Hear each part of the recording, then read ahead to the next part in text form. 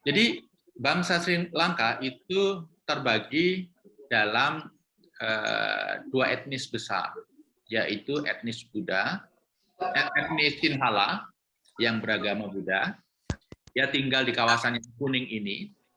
Dia datang lebih dulu ke Sri Lanka, berasal dari India Utara. Jadi India Utara ini kebanyakan beragama Buddha, itu datang ke Sri Lanka. Kira-kira 500-600 tahun sebelum Masehi. Kemudian diikuti akhir-akhirnya disusul oleh masyarakat Tamil dari India Selatan yang beragama Hindu. Kemudian muncul masyarakat Islam karena banyak perdagangan antara Timur Tengah dengan Sri Lanka.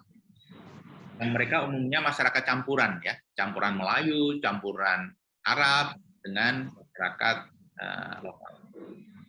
Kemudian karena Sri Lanka ini bekas jajahan Portugis, maka agama Katolik juga berkembang pesat di. Kalau kita lihat Sri Lanka ini sangat etnosentrik. Setiap kampanye politik, kemudian filosofi, partai politik, itu sangat berbau etnis. Misalnya Sinhala. Dia sangat pro kelompok Sinhala, yang mayoritas Buddha.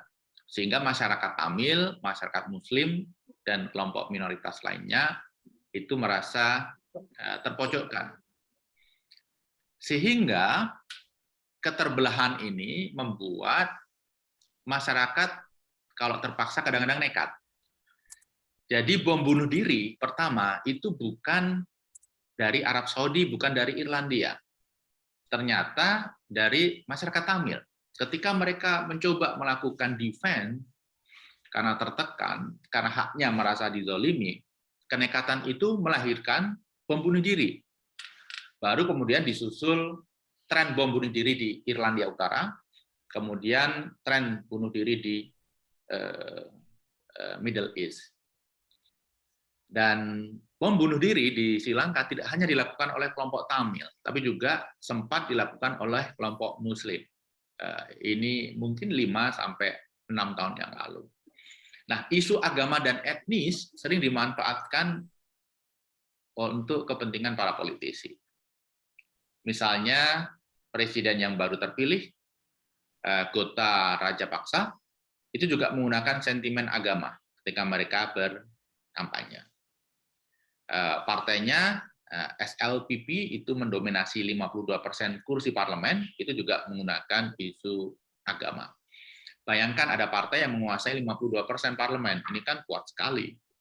Kalau kita lihat di Indonesia, PDIP hanya 20, sekian persen. Itu saja sudah sangat dominan. Ini ada partai yang menguasai 52 kursi, 52% kursi parlemen. Sangat dominan. Nah, politik yang etnosentrik ini diperburuk dengan tren munculnya politik dinasti. Barangkali kita mendengar ya istilah politik dinasti di Indonesia. Anaknya jadi apa, nantinya jadi apa, gitu kan. Tidak hanya di pusat, di parpol, tapi juga di daerah-daerah. Bahkan saya sampai tertawa itu, di kabupaten mana di Jawa Timur. Seorang bupati sudah menjabat 2 kali, kemudian pertarungan untuk memperebutkan posisinya itu terjadi antara istri pertama dan istri kedua. Itu kan aneh sekali ya. Di banyak tempat, anak, istri, dan lain sebagainya. Nah, di Sri Lanka, politik dinasti itu sangat kebablasan. Di mana 5 klan Rajapaksa itu ada di kabinet. Yang pertama adalah Gotabaya Rajapaksa, presidennya. Kemudian yang kedua adalah Mahinda Rajapaksa. Ini saudara kandung Gotabaya, itu Perdana Menteri. Kemudian ada Basil Rajapaksa, salah satu saudara kandungnya juga, dia menjadi Menteri Keuangan. Kamal Rajapaksa jadi Menteri Transportasi. Ini saudara kandung.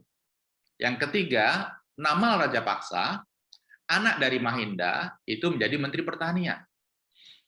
Bayangkan, partai yang dipimpin menguasai 52% kursi, adiknya jadi Perdana Menteri, dua saudara kandungnya jadi menteri, keponakannya jadi menteri. Sehingga mereka betul-betul bisa mengatur apapun yang ada di Sri Lanka.